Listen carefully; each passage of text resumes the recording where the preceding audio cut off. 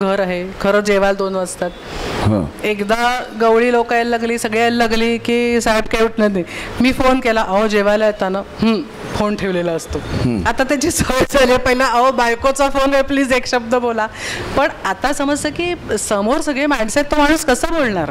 आणि शेवटी कसं आहे, गवळी लोक शेतकरी ह्यांच्यासाठी आपण काम करतो, ते आपल्यासाठी काम करतात, त्यांना वेळ देणं गरजेचंच आहे ना. त्यामुळे आम्हाला सवय झाली. पण आम्ही जावा भिलवडीला ज्या राहतो त्या आम्ही नवऱ्याने ठीक आहे चला जावानी एन्जॉय करू, मग आम्ही मैत्रिणींसारखं नातं राखलं. जे मी आज सगळ्यांना सांगू इच्छिते की अरे प्रत्येक स्त्रीने आपल्या घरात जावेपुढसाठी मैत्रीचा हात पुढे करावा. कारण असं आहे की धंद्यात बायकांनी जर चांगलं वागलं तर सगळं कुटुंब टिकतं. आणि आता आपण सिरियल सगळ्या बघतो, आम्ही सिरियल बघत नाही, आम्ही टीव्ही सुद्धा बघत नाही. भिलवडीत आम्हाला वेळ असला तरी आम्ही बघत नाही, कारण त्याच्यात इतकं राजकारण आहे. ही आपली संस्कृती नाही आहे. आपल्याला सगळ्या कुटुंबाला सांभाळायचं आहे. आणि जेव्हा स्त्री हे सगळं सांभाळते आणि जेव्हा ती आपल्या खरंच आणि नातेवाईकांवर प्रेम करणं ही गोष्ट चितळे कुटुंबात फार महत्त्वाची आहे. आम्ही पुण्याला गेलो, ह्याची आई झाली, कोणीही आमची जाऊ झाली, तरी आम्ही मैत्रीच्या नात्यातनं तिच्याकडे बघतो. कसं आहे, आपण सवय असते सगळ्यांना, गॉसिप मॉंगर्स बऱ्याच बायका असतात, पण आमच्या घरात पहिल्यांदाच प्रवेश केल्या मला ह्यांनी काही 4 गोष्टी सांगितल्या. त्याच्यात ही एक गोष्ट अशी आहे की आपल्या कुटुंबासाठी आपण आपला स्वतःचा अहंकार बाजूला ठेवायचा. आणि जी व्यक्ती एकत्र कुटुंबात नांदते ती जगाच्या पाठीवर कुठेही कुठल्याही परिस्थितीत पूर्णपणे सक्षम रीतीने उभं राहू शकते. तुम्ही बोलता बोलता आत्ता असं म्हणाल आम्ही अजिबात टीव्ही बघत नाही, संपूर्ण आमचा याला पूर्ण दुर्लक्ष करता, तर तुम्हाला हे कौटुंबिक नातं सगळं जपायचं असल्यामुळे असं होत असतं असं तुम्ही म्हणालात. म्हणून विचारतो की या वाहिन्यांच्या माध्यमांमधनं कुटुंबातल्या मुलींना वेगळं वळण लागणं किंवा कुटुंब विस्कळीत होणं अशाला उत्तेजन दिलं जातं असं तुम्हाला सुचवायचं आहे की काय? नाही, मला तसं सुचवायचं नाही आहे. पण आपण एकंदर परिस्थिती बघितली तर हल्ली शहरात आम्ही सुद्धा बघतो, आम्ही खेडेगावात आहोत म्हणून असं नाही. आपण एकदा डेअरीत प्रवेश केला की खेडेगाव वगैरे ही भानगड नाही आहे. अमेरिकेसारखं आपला विश्व आहे. आता लोक अमेरिकेत जातात, अट्रॅक्शन असतं, तिथे पैसे जास्त मिळतात. पण अमेरिकेसारख्या ठिकाणी शहरात परवडत नाही म्हणून लांब कुठेतरी घर घ्यायचं, आपली गाडी पाहिजे कारण का जायला दुसरं काही वाहन नाही, कुठेतरी 5 किलोमीटर अंतर एक मॉल असतो, तिथे जाऊन तुम्ही घेता. ही परिस्थिती आम्हाला भिलवडीत आहे. आम्ही सांगलीला जातो तेव्हा आम्हाला मिळते गोष्ट. अनुकूलता 100% सगळ्या गोष्टीची आहे. तुम्ही आज म्हणलात उद्या कुठेही जाऊ शकता, फॉरेन ट्रिप पाहिजे फॉरेन ट्रिप करा, हे पाहिजे हे करा. अशा वेळी तुम्हाला सक्षम रीतीने आपल्या कुटुंबासाठी काम करणं ही सगळ्यात म्हणजे महत्त्वाची गोष्ट अशी मला वाटते. इतक्या सगळ्या आघाड्यांवर जाहिरात, आर्थिक वेगवेगळ्या तऱ्हेची अत्याधुनिक मशिनरी, शेतकऱ्यांची काळजी, कुटुंबाची काळजी, तिथल्या सगळ्या कर्मचाऱ्यांची काळजी, अशा सगळ्या आघाड्यांवर काळाच्या पुढे धावण्याचं तुम्ही कशा पद्धतीनं मॅनेज करता, वेळेचं नियोजन कसं करता? माझे आता वडील 83 वर्षाचे आहेत आणि आजही ते 13-14 तास काम करतात. आणि आम्हाला लाज वाटते की आम्ही कमी काम करतो. तर एक उद्योग हा झोकून देण्यासाठी असतो. आणि मला सांगण्याचं म्हणजे महत्त्वाची गोष्ट अशी आहे की ह्या सगळ्या उद्योगामध्ये माझ्या सगळ्या वहिनी आहेत, माझी बायको आहेत, ह्या सक्षम साथ देत आहेत. म्हणजे की फॅक्टरीतलं फॅक्टरीमध्ये, घरातलं घरामध्ये, आणि सगळ्यांना एक बांधून ठेवणारा दुवा ह्या सगळ्या आहेत. त्याच्यामुळे हे शक्य आहे. तर एक टेक्नॉलॉजिकल म्हणजे तुम्ही एक म्हणता की गरज ही जी नवीन गरज, नवीन होणाऱ्या गोष्टी ही काळाची गरज आहे. आणि गेली 75 वर्ष आम्ही ह्या चेंज जो आहे म्हणजे आपण जर म्हटलं तर ह्या सगळ्या जगामध्ये एकच गोष्ट कायम आहे. ती गोष्ट काय कायम आहे तर तो चेंज ही गोष्ट कायम आहे. फरक, नवीन टेक्नॉलॉजी, नवीन बदल हीच गोष्ट फक्त कॉन्स्टंट आहे. तर आमचा जास्तीत जास्त प्रयत्न असतो की त्याला आपण गवसणी घालावी, नवीन नवीन गोष्टी, नवीन नवीन टेक्नॉलॉजी, नवीन नवीन अप्रोचेस या सगळ्या धंद्यात आणावे. आणि आमच्या 3ऱ्या आणि 4थ्या पिढीमध्ये आमच्यावर मोठी जबाबदारी आहे की एक लॉ असतो की 3ऱ्या पिढीमध्ये च्या पुढं उद्योग टिकत नाहीत. तर ते 3ऱ्या पिढीने पुढच्या 10व्या पिढीपर्यंत ते चालले पाहिजेत ही जाणीव आमच्या कायम मनात आहे. आणि त्या दृष्टीने एक सिस्टमॅटिक एफर्ट आपण जो म्हणतो किंवा एक मुद्दामून केलेली वाटचाल ही आम्ही रोज करतोय. तुमच्यापर्यंत पोचला असेलच. एक बरेच दिवस एक विनोद सगळीकडे सांगितला जायचा की चितळ्यांच्या दुकानाला आग लागते, आगीचे बंब धावत धावत शनिवारापर्यंत दुकानापाशी येतात, तोवर 1 वाजलेला असतो. तर चितळे बाहेर येतात आणि सांगतात जे काय विझवायचंय ते 3 नंतर विझवा. तर हे 1 ते 3 बंदचा अट्टाहास कशामुळे एवढं उत्तम दादा असताना तू सांग नव्या पिढीतला. थोडं काय की ज्यावेळेस हे सगळे नियम आले आचरणात, तेव्हा माझे दोघे आजोबा त्यांच्या प्राईम वर्किंग एजमध्ये होते. म्हणजे त्यांची मुलं तेव्हा धंद्यात जॉईन झाले नव्हती. त्यामुळे दुधाचा धंदा आणि नंतर दुकानदारीचा धंदा ह्या दोन्ही धंदे त्यांना सांभाळायला लागायचे. दुधाचा धंदा हा सकाळी 3:30 वाजल्यापासून सुरू होतो. त्याच्यामुळे ते माझे आजोबा दोघंही सकाळी 3:30 पावणे 4 पासून जागे असायचे. अजूनही आमच्या घरात सगळेजण लवकर उठतात. मी सर्वात उशिरा उठतो ते म्हणजे 4:45. त्यामुळे मग दुपारी त्याच्यामुळे ती सकाळपासून 4 वाजल्यापासून दुपारी 2 पर्यंत काम करायचं, परत 3 पासून रात्री 9 पर्यंत काम करायचं. तर हे सगळं करताना फक्त आम्ही ओनरशिप म्हणूनच नाही तर कित्येक आमच्याकडे लोक आहेत की जे सकाळी दुधाच्या लाईन टाकतात, पेपर टाकतात, त्यानंतर दुकानात येतात आणि रात्री परत दुकान बंद होईपर्यंत 9 वाजेपर्यंत असतात. तर त्यामुळे त्यांची प्रोडक्टिव्हिटी सर्वात चांगल्या पद्धतीने राहण्याकरता तेवढी दुपारची 1 तास विश्रांती ही अत्यावश्यक असते. बरोबर. आता असं झालंय की सिस्टीम्स खूप जास्त प्रमाणात बदलल्या आहेत, का खूप जास्त प्रमाणात टेक्नॉलॉजी एनेबल केलेली आहे. आणि आता 1 जुलैपासून आमचं डेक्कनचं दुकान पण 12 तास चालू राहायला सुरू होईल. अरे वा. बाजीराव रोडचं दुकान तसं करायचं की नाही हे आम्ही अजून चर्चेत आहोत, कारण नाहीतर मग लोक बोलणार काय. वा, जाहिरातीचा एक वेगळा मार्ग. वा.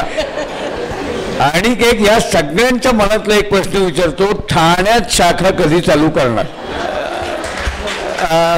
एक म्हणजे काय की आता ही सगळी जी टेक्नॉलॉजी आलेली आहे ज्याच्याने आम्हाला आमचं प्रोडक्ट प्रिझर्व्ह करणं जास्त चांगल्या पद्धतीने जमणार आहे. त्यामुळे ते एकदा सेट झालं की लवकरच मुंबईत आमच्या ठाण्यात शाखा उघडणं सुरू होईल. ती स्ट्रॅटेजी तशी आहे आणि लवकरच तुम्हाला दिसायला लागेल असंही आहे. वा. आपल्यापैकी कोणाच्या मनात जर प्रश्न असेल तर एका ओळीत प्रश्न विचारता येत असेल तर जरूर विचारा. बोला. बाजीराव रोडची जी जागा आहे ती सेवा सदनची आहे आणि त्यांनी तुम्हाला सोडायला सांगितलंय, म्हणून कुर्तीकर रोडला ग्राउंड फ्लोअरचे सगळे गाडी तुम्ही घेतले असं आम्ही ऐकलं. त्याच्याविषयी मेट्रो सांगितलं ना. मेट्रो सांगितलं, पण मेट्रोचं खरं तुम्हाला मूळ कारण असलं माहिती आहे सेवा सदनचं. अरे वा वा. नाही, मी सांगतो तुम्हाला नक्की काय कसं आहे की ती बिल्डिंग जी आहे ती सेवा सदन संस्थेची आहे आणि त्या बिल्डिंगमध्ये मागच्या बाजूला ते सेवा सदन संस्थेच्या शाळेचा एंट्रन्स आहे आणि तिकडे आमचं पार्किंग होतं. प्रॉब्लेम काय व्हायला लागला की पार्किंगमध्ये रहदारी खूप जास्त वाढली आणि त्याच्यामुळे सेवा सदनच्या शाळेतल्या विद्यार्थ्यांना त्याचा त्रास व्हायला लागला. म्हणून पार्किंग वापरू नये ही गोष्ट सेवा सदन आणि आमची एक ॲग्रीमेंट झाली. त्याच्यातनं अफवा अशी निघाली की आम्हाला दुकान सोडायला सांगितलं. दुकान हे मेट्रोमुळे होतं आणि पार्किंग हे सेवा सदनमुळे होतं, त्याच्यामुळे दोन्हीचा काही संबंध नाही असं आहे. हां बोला.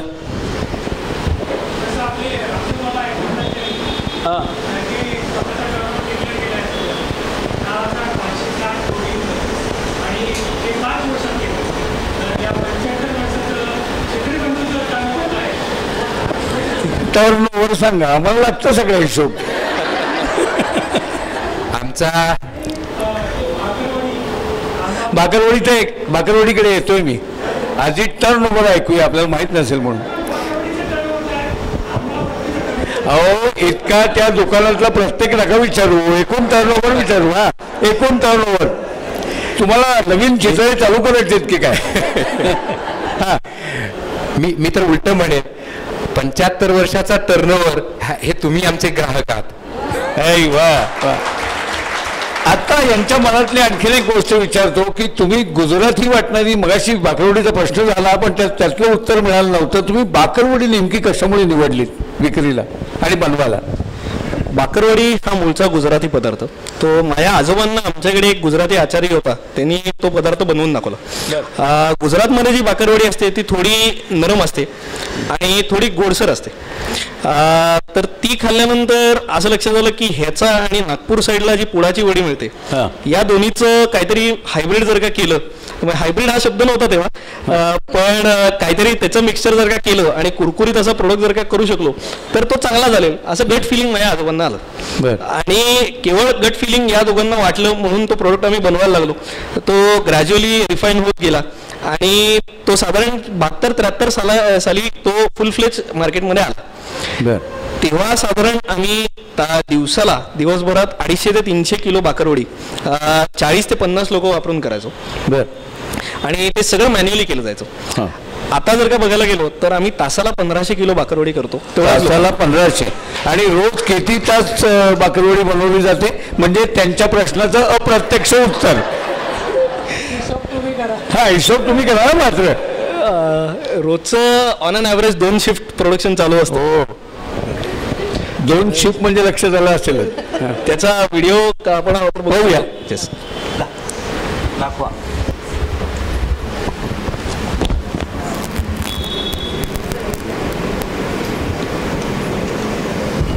आपल्याकडे शिल्लक असलेल्या उपलब्ध वेळेमध्ये अजून 4 प्रश्न विचारता येतील. कोणाला असले मनात तर आठवून ठेवा, विचार.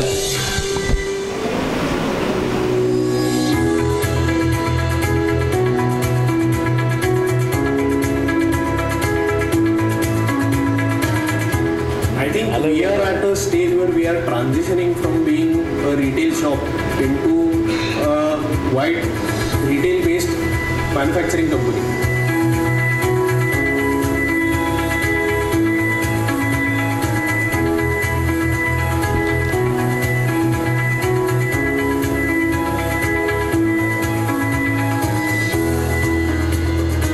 Our peda machines are coming from Japan, or the bakarwadi machine is coming from Holland. The motisur ladu machine is coming from Germany, or the modak machine is coming from Brazil.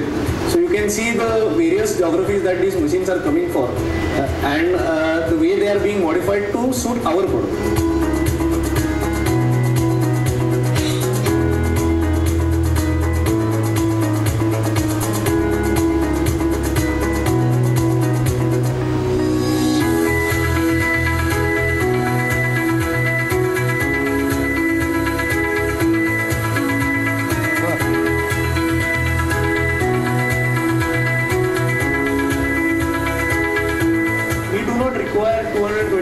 To make 220 products.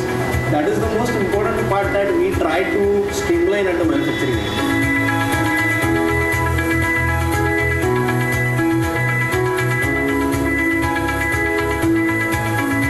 बेसन लाडू पण मशीनवर बनवलं.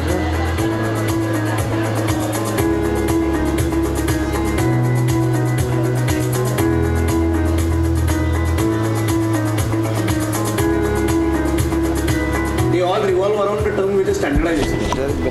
The standardization happens at the ingredient level and the raw material that is being purchased, and also the process level where every product has a mapped process and mapped parameters. Achieving the different products on the same machines is possible only because there is so much data and so much science being applied into making these kind of products. These laboratories are having a properly trained team of food technologists who are doing the chemical, biological part of analysis of this product. We are just ensuring that with the help of science, we are giving the same taste every day.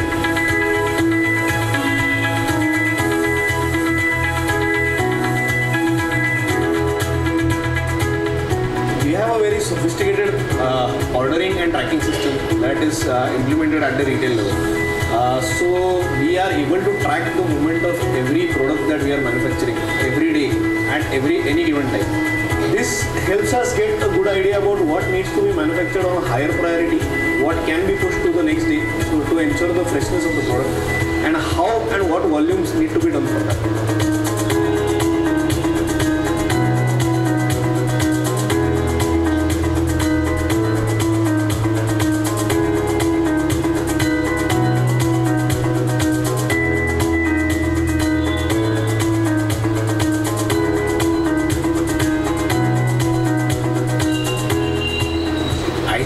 Times are changing.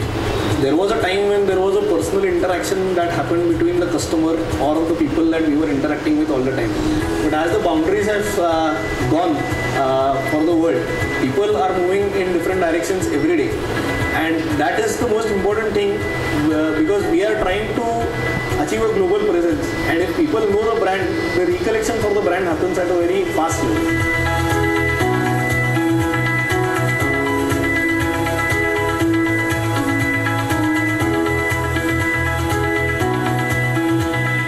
We want to be a global brand known for its quality of making Indian products.